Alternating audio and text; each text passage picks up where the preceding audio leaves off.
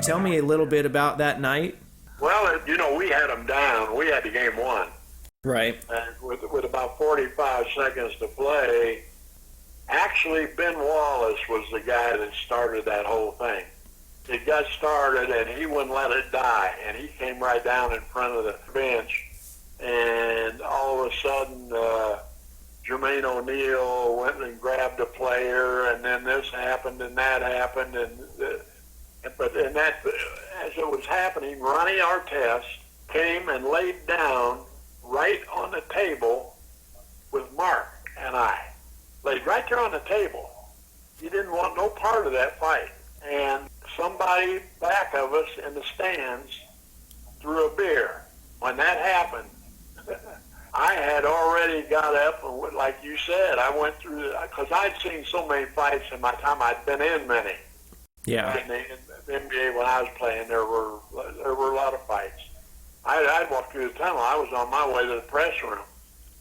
And when that guy threw the beer, Ronnie went right after him, went right over top.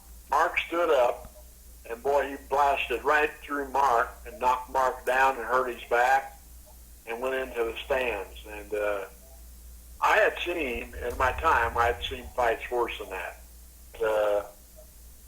It went down.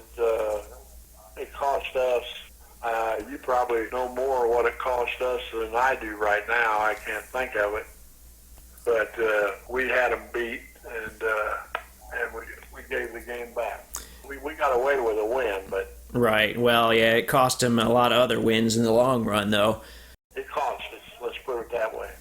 So you said you had gone to the tunnel, or you were going to the press room. At what point did you realize what was happening out there after the fact? Did somebody tell you? Was there TV monitors?